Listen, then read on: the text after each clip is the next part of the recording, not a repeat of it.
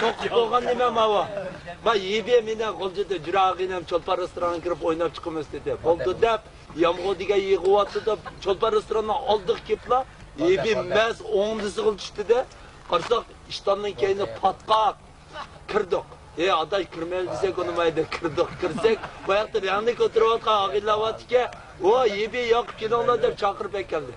Ekilib bir qizol saqili qilibdi, romka megoshanni qo'ydi, jalibini qo'ydi, aroqni qo'ydi, yebe tana qildi. Aq bilagim aqdir, yardım talim yo'qdir. Mush romkadagi aroqni sizga begim bordir deb tanlaydi, yebe deb tanqab qilib. Ben iki kopda şeride sizge qaytib işçi üteydi. Aq bilagim aqdir, yardım talim yo'qdir. Sizde kızını to'g'rilay desem, iştandan keyin laydi. Yak, romkini yapla. Beşilmaydı, ko'nglimda g'avg'o, ko'zlarimda sizga atashqa deb qiz berdi. Qiz romkini yapla. Vay, latigam to'liq qilmasdan boshlamamsiz meni yotoqqa deb oladi. O günü o şehirde moltok tuzuğu çıkıp dokmuşta okup kaldı. O günü pencimi kurmuşluk olup geçen günü bu.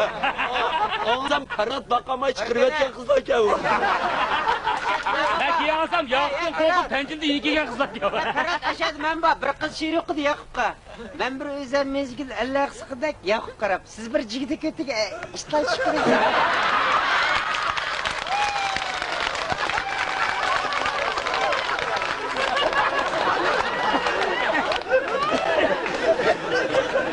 Sen bir vaqt uydan qochib yo'qotding. Yig'ildin chiqibmi so'ron qatnashadigan ish ekan. Bir taşın çıkıp taşın bir yer çıkan gülü var ne kılışırken bu deyim. Ben tikengi ketib biram deb. Ölgüde dayak Gelemezse Yakup sayılık pitektil de Dayardı putuncusu bilikla teşkimi de çıkıyor. Avya para çakal. Çakşamete putun kuraysı. Tırmaklarını alamay tam kurup sundurduğun.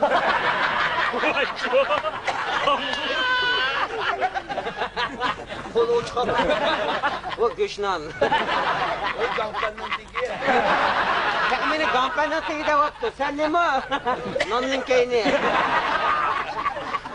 Oy tamam oldu. O tapkan suyu. O ot ketken. Oturlakla bilik şiş. Bula az otur Mustafa Şeymen bula. Hem Vay taşlayın. ismi bizim tulak şunyan kavadı. Senin de şinyanıymış kadar var. Kaynadı peyci olmasa. Sen diyeceğim işe Sen diyeceğim biz kurulmuşsa. çakçakçıdan toşeyden tantanca. Orluk diyeydi onu mikem abi. Yakıt ne yapman kadem sana düşem de. Bunu köymeydiğen maşını yapmamız bir. Yebek bak kuşak vatı teyde atı. Ya Ferhat sen çakçakıma kıra yebişkimiz şalan çakçak bire arlık gofun ve gider.